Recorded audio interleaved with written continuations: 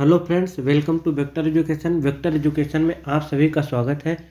Friends, आज हम लोग 2018 में आए हुए ग्रुप डी के परीक्षा में सभी क्वेश्चन को देखेंगे। तो जो स्टूडेंट नए होंगे चैनल को सब्सक्राइब कर लेंगे और वीडियो को अगर अच्छी लगेगी तो वीडियो को लाइक भी करेंगे, शेयर भी करेंगे। चलिए हम क्वेश्चन को स्टार्ट करते हैं। गति का प्रथम नियम की परिभाषा देता है। गति का प्रथम नियम की परिभाषा क्या देता है? ए वेग, बी दूरी, सी त्वरण, डी विश्रांति। तो इसमें जो है सारे के सारे ऑप्शन जो है सही नहीं दिए हैं। इसको रेलवे बोर्ड ने जो है मूल्यांकन से बाहर ही रखा था। अगर यहाँ पे जड़त्व होता तो हम उसको लगा सकते थे। गति का प्रथम नियम जो है जड़त्व की परिभाषा देता है, उसे जड़त्व का नियम भी कहते हैं। तो इसलिए हम जो है यहाँ पे जो है सभी ऑप्शन गलत हैं और हम गति के प्रथम नियम ही न्यूटन का नियम होता है। तो हम जान लेते हैं कि न्यूटन का नियम क्या होता है। व्याख्या देख लेते हैं कि व्याख्या क्या है इसकी। गति का प्रथम नियम अर्थात न्यूटन का गति विषयक प्रथम नियम गति के जड़त्व एवं विराम के जड़त्व को परिभाषित करता है। गति के जड़त्व एवं विराम के जड़त्व को परिभाषित करता है। और न्यूटन का प्रथम नियम क्या है? न्यूटन का प्रथम गति विषयक नियम को हम देख लेते हैं। परिभाषा क्या है इसकी? न्यूटन का गति विषयक प्रथम नियम जो है, यदि कोई वस्तु विराम अवस्था में है तो वह विराम अवस्था में ही रहना चाहती है जब तक तो कोई उस पर बाह्य बल लगाकर उसकी गति की अवस्था में परिवर्तन ना किया जाए। तो न्यूटन का यही प्रथम नियम है। इसको आप लोग सिंपल भाषा में याद रखिएगा। और इसको गैलीलियो का नियम भी कहते हैं और जड़त्व का नियम भी कहते हैं, अभी हमने बताया था। और न्यूटन के प्रथम नियम से ही बल की परिभाषा मिलती है। न्यूटन के प्रथम नियम से ही बल की परिभाषा मिलती है। यह पॉइंट आप लोग ध्यान से सुनिए। न्यूटन के प्रथम नियम से ही बल की परिभाषा मिलती है और न्यूटन के द्वितीय नियम से बल का व्यंजक मिलता है। बच्चे कंफ्यूज हो जाते हैं, ध्यान से नहीं सुने रहते हैं। तो यही जहाँ जहाँ कंफ्यूज होते हैं उसको हम ध्यान से, द्वितीय नियम से बल का व्यंजक मिलता है और न्यूटन के प्रथम नियम से बल की परिभाषा मिलती है। तो आप लोगों को अब क्लियर हो गया होगा। आगे चलते हैं। द्रव्यमान और त्वरण का गुणनफल डैश क्या होता है? ए वेग, बी बल, सी दाब, डी थ्रस्ट। द्रव्यमान और त्वरण का गुणनफल क्या होता है इसको अब देख लेते हैं। द्रव्यमान और त्वरण तो क्या होता है? द्रव्यमान और त्वरण का गुणनफल क्या होता है? एफ बराबर एम ए, अभी हमने बताया था। एफ बराबर क्या हो जाएगा? एफ बराबर एम ए।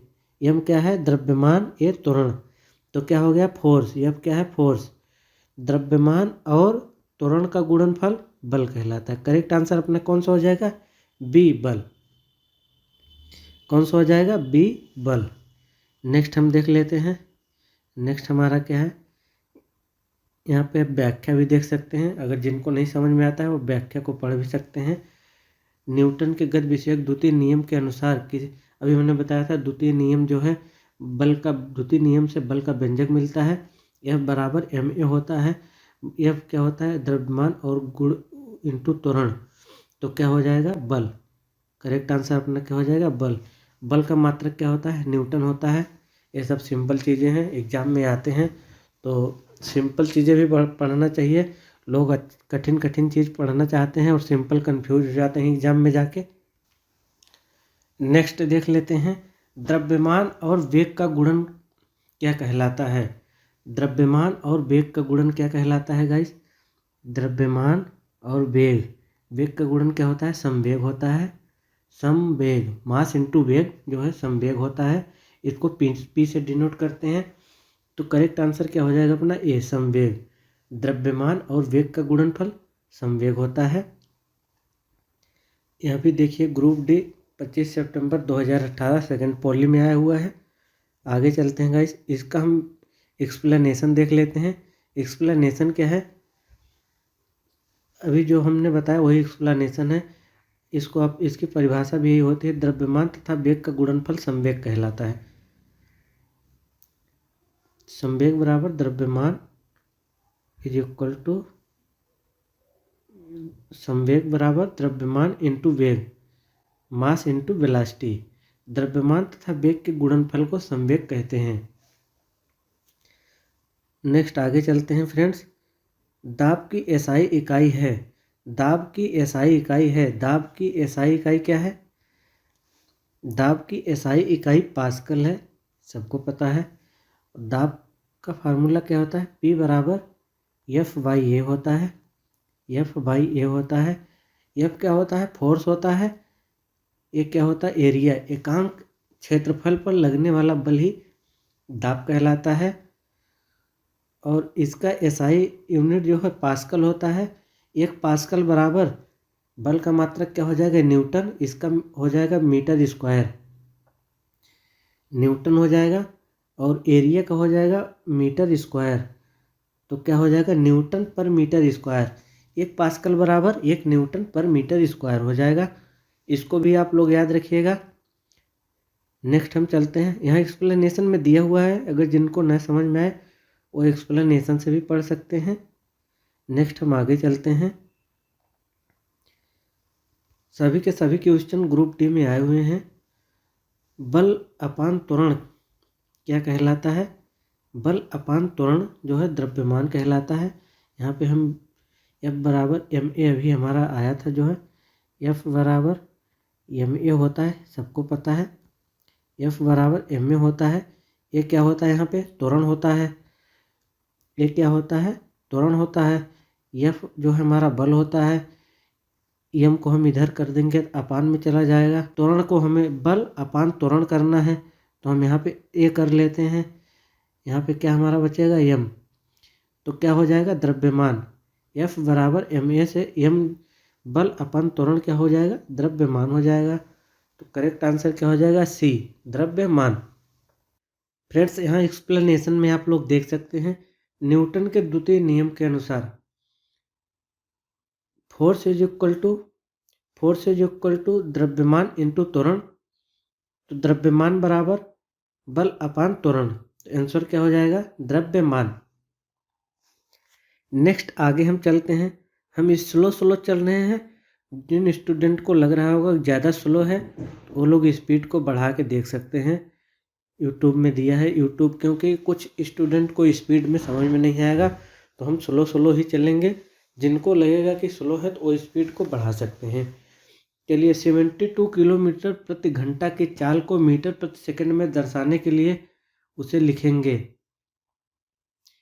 72 किलोमीटर प्रति घंटा की चाल को मीटर प्रति सेकंड में दर्शाने के लिए उसे क्या लिखेंगे?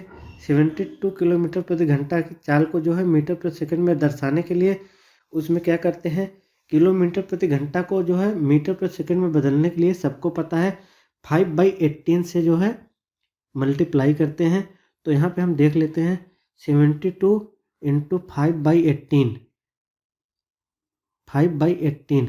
देखो, किलोमीटर प्रति सेकंड बड़ी यूनिट है, बड़ी से छोटी में करना है। कुछ लोगों को ये कन्फ्यूजन होता है कि 5/18 से करना है कि 18/5 से करना है।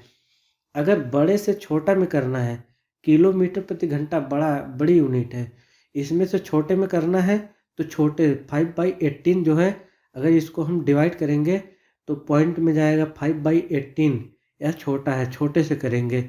अगर मीटर पर सेकंड से करना है तो 18/5 से करेंगे। 18/5 तो 5/18 से बड़ा ही होगा। 5/18 जो है 5, 5 3 जाए 15, लगभग 3, और इसका क्या पॉइंट में जाएगा। तो बड़ी, अगर बड़ी में करना है तो 18/5 से करेंगे, अगर बड़ी से छोटी में करना है तो 5/18 से करेंगे। यह लॉजिक भी आप लोगों को क्लियर हो गया होगा। तो यहाँ से हम देख लेते हैं, 18 4 जा हो जाएगा 74, 5 5 4 जा 20, तो करेक्ट आंसर अपना क्या हो जाएगा? 20 हो जाएगा। जिनको नहीं समझ में आएगा वो ध्यान से देखें, समझ में आ जाएगा। बहुत ही ईजी है, कोई इसमें बहुत स्पेशल नहीं है। नेक्स्ट हम आगे चलते हैं। एक्सप्लेनेशन में आप लोग देख सकते हैं, अगर वहाँ नहीं समझ में आता है तो एक्सप्लेनेशन में भी आप देख सकते हो। नेक्स्ट क्वेश्चन नंबर 7 देख लेते हैं। एक वस्तु को ऊपर की ओर 14 मीटर प्रति सेकंड की चाल से फेंका गया और वह 10 मीटर ऊंची उड़ी। उच्चतम बिंदु तक पहुंचने के लिए वस्तु द्वारा लिए गए समय की गणना करें। तो उच्चतम बिंदु कोई वस्तु है, 14 मीटर प्रति सेकंड की चाल से हम ऊपर फेंकते हैं, वह 10 मीटर ऊंची उड़ी और उच्चतम बिंदु तक पहुंचने के लिए वस्तु द्वारा लिए गए समय की गणना करनी है। तो बिल्कुल आसान है। प्रारंभिक वेग हमारा कितना दिया है, 14 मीटर प्रति सेकंड स्क्वायर दिया है। तो क्या करेंगे, b बराबर u माइनस जी टी कर लेंगे। b बराबर u माइनस जी टी, जी का मान 9.8 ले लेंगे। लास्ट अंतिम वेलोसिटी जो है क्या हो जाएगी, ऊपर पहुंच के 0 हो जाएगी। u का मान 14 दिया है, माइनस जी का मान 9.8 है। जी का मान 9.8 है। यहाँ पे जगह कम है तो हम 9.8 है और t हमें निकालना है, इंटू टी निकालना है तो 14 इधर आ जाएगा, 14 अपान 9.8, 14 अपान 9.8 आ जाएगा, 14 अपान 9.8 आ जाएगा। इसके कैलकुलेट करेंगे 98 अपान 148 करके, तो टी बराबर आ जाएगा अपना बी वाला आंसर 1.43 आंसर आ जाएगा। इसका कैलकुलेशन आप लोग कॉपी पेन लेके कर लीजिएगा, 1.43 आ जाएगा। एक्सप्लेनेशन से हम देख लेते हैं। एक्सप्लेनेशन में वहाँ पे जगह कम थी तो थोड़ी दिक्कत हो रही थी लिखने में। यहाँ एक्सप्लेनेशन के थ्रू हम देख लेते हैं, आराम से अच्छे से समझ में आ जाएगा। जिसको नहीं समझ में आया ध्यान से देखें। ऊपर की ओर फेंकते समय वस्तु का प्रारंभिक वेग 14 मीटर प्रति सेकंड है। अधिकतम ऊंचाई 10 मीटर है। उच्चतम बिंदु पर वेग 0 हो जाएगा। यदि g बराबर 9.8 मीटर प्रति सेकंड लिया जाए तो गति के प्रथम नियम समीकरण से क्या हो जाएगा, b बराबर u माइनस जी टी से अंतिम वेग क्या है हमारा 0 और प्रारंभिक वेग 14 है और g का मान 9.8 इंटू टी, 9.8 इंटू टी बराबर 14 हो जाएगा।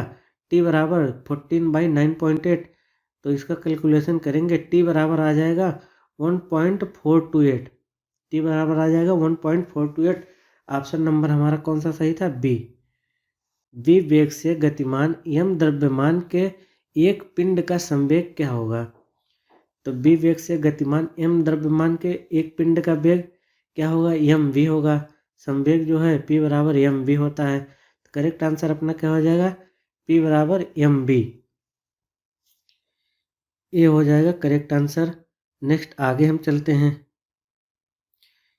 संवेग का मात्रक क्या होता है, किलोग्राम मीटर पर सेकंड होता है। इसको भी आप लोग देख सकते हैं। नेक्स्ट क्वेश्चन तो क्या दिया है, 150 किलोग्राम द्रव्यमान की एक वस्तु 5 सेकंड में 6 मीटर पर सेकंड से 16 मीटर पर सेकंड के वेग से त्वरित होती है। तो त्वरण ज्ञात कीजिए। त्वरण बराबर क्या होता है, वेग परिवर्तन की दर। क्या होता है त्वरण, वेग परिवर्तन की दर। वेग परिवर्तन की दर यहाँ पे कितना हो गया, 6 मीटर पर सेकंड से 16 मीटर पर सेकंड हो गया। अंतिम जो है वेग क्या हो जाएगा, 16 माइनस 6 अपान 5। वेग परिवर्तन की दर 16 माइनस 6 10 हो जाएगा, 10/5। तो 5 इंटू 5 टू जा 10, 2 मीटर पर सेकंड स्क्वायर। आंसर कौन सा सही हो जाएगा, बी वाला, क्योंकि माइनस में नहीं होगा, इंक्रीज कर रहा है वेग। रिटार्डेशन होता है तो डिक्रीज करता है, यहाँ पे जो है असर रेस हो रहा है तो इंक्रीज कर रहा है। आंसर अपना हो जाएगा 2 मीटर पर सेकंड स्क्वायर। नेक्स्ट आगे हम चलते हैं। एक्सप्लेनेशन में आप लोग देख सकते हैं 2 मीटर पर सेकंड स्क्वायर अपना आंसर आया है। नेक्स्ट क्वेश्चन, वह भौतिक राशि जो कभी भी ऋणात्मक नहीं हो सकती है। ये सबको पता होगा, डैश वह भौतिक राशि जो कभी भी ऋणात्मक नहीं हो सकती है। ऑप्शन ए बल, बी वेग है, तीसरा ऑप्शन त्वरण होता है, चौथा ऑप्शन दूरी होता है। तो सबको पता है दूरी जो है कभी ऋणात्मक नहीं होती है। करेक्ट आंसर अपना हो जाएगा डी, जो है दूरी वाला ऑप्शन होता है जो करेक्ट हो जाएगा, दूरी यहाँ पे। तो इसका हम एक्सप्लेनेशन भी अगर आप लोग पढ़ना चाहें तो एक्सप्लेनेशन भी पढ़ सकते हैं, और एक्सप्लेनेशन वैसे पढ़ना भी चाहिए। एक्सप्लेनेशन आप लोगों के लिए इम्पोर्टेंट है, इसीलिए डाला जाता है। बल, वेग, त्वरण ये सभी भौतिक राशियां सदिश राशियां हैं जिनमें परिमाण के साथ साथ दिशा को भी व्यक्त किया जाना आवश्यक होता है। अतः इनके मान धनात्मक अथवा ऋणात्मक हो सकते हैं, लेकिन दूरी अदिश राशि है जिसमें केवल परिमाण होता है।